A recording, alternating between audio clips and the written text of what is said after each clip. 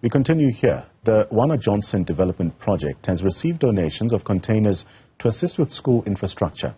The containers are going to assist as additional learning centers in the Eastern Cape. Joining us is Agnes Khaya Mposula, who's the chairperson of the Wana Johnson Development Project.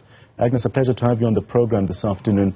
Can you firstly elaborate for us the specific negative effects that scholars in the rural or poor communities experience due to this lack of solid infrastructure, such as bridges, clean toilets and overcrowded classrooms there?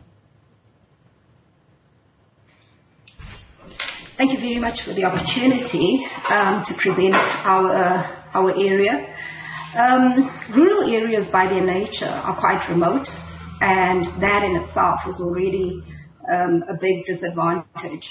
So the fact that we have poor infrastructure, hospitals, roads, worse yet, the education system, we then find that those things increase dropout rates.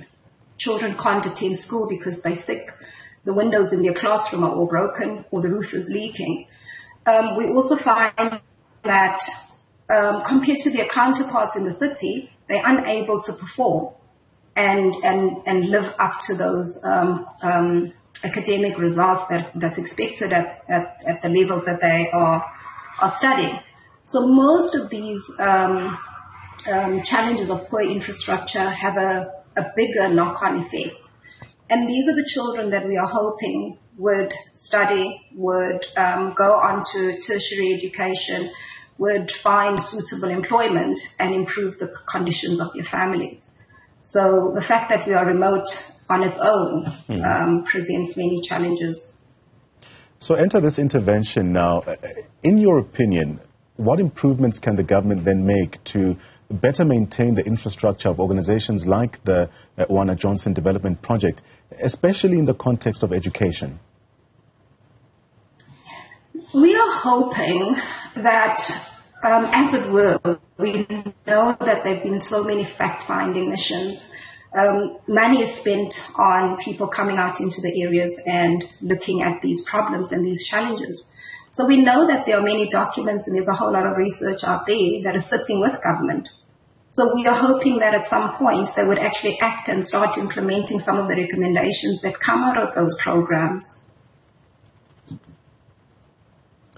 So Agnes, I hope you can still hear me clearly. So as we continue this conversation, and also given the recent collaboration with FedEx and the donation of these container classrooms, can you provide examples of how the private sector can effectively intervene to address the infrastructure challenges in the education sector?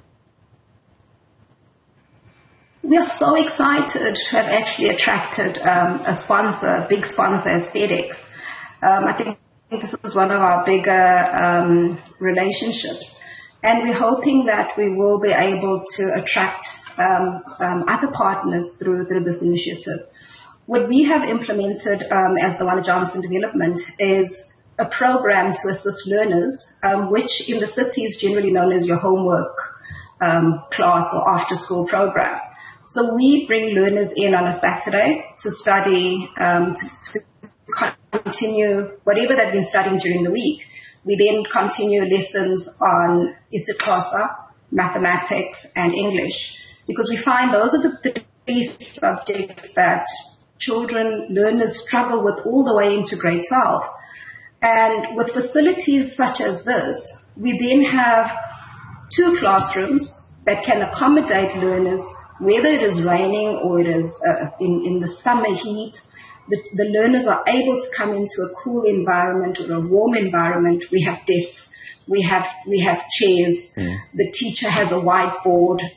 So all those resources are now actually enabling our learners to catch up, because they're sitting in a classroom all week with 80 other learners and they're unable to keep up. So if they now come into a Saturday class where the classroom is actually accommodating 20, containers are a bit small by their nature, so we're unable to stretch it to allow a few more learners. But we're turning away a whole lot of parents who want their children to come into these classes. So we're excited to find FedEx, who's actually listened to our call and disregarded the fact that we're in a remote area, but made it happen that we could actually have these classrooms. Agnes, as we wrap up our conversation, how do you then see this collaboration between, call it the government and the private sector as well, playing a role in really combating the widespread issue of poor infrastructure in the education sector, not only in South Africa, but also in other parts of the continent? What we found, while we would look at a triple P, public-private partnership, we actually would appreciate programs that will actually remind the community that the community also have a big responsibility to play in the journey of educating a child. We know since time memorial of the quote that says it takes a village to raise a child. We want the community to come back into that mode and regard and remember that this is a dire need that our children are educated. We want to incorporate indigenous knowledge. We want the elders to come in and do storytelling. We would love community to be included in that solution. We're also looking at NGOs. Bigger NGOs do good work, but most of that work is done in the city.